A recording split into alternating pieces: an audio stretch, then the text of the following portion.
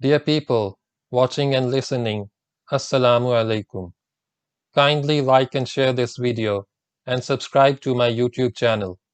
Please support my channel by contributing to my Patreon account so that I can continue making the audiobook series.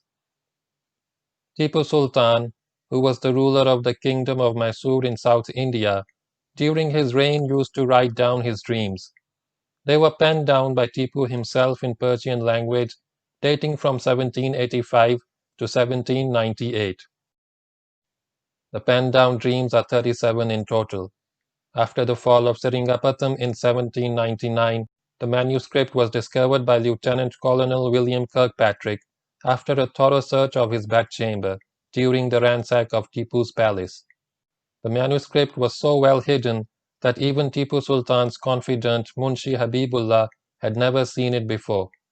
The letters have been translated into English by Dr. Mahmood Hussain, former Minister of Education and Professor of History in the University of Karachi, Pakistan. Dream 14. Destroying the Enemy.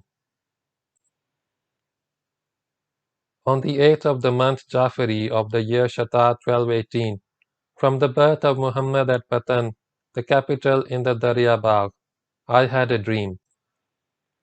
It seemed to me as if a battle had taken place near a wood with the Nazarenes, and all the army of the Nazarenes had dispersed and fled.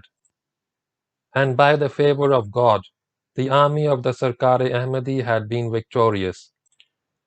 The officer of the unbelievers with a few Nazarenes retreated into a large house and closed the door. I asked my people as to what was to be done. They advised me to break open the door, in order that the house which was ornamented might suffer no damage. I said to them that the house was built of bricks and mortar, and therefore we should set fire and burn down the gate and destroy all the Nazarenes within our muskets. At this juncture, the morning dawned and I woke up. By the favor of God it shall thus happen.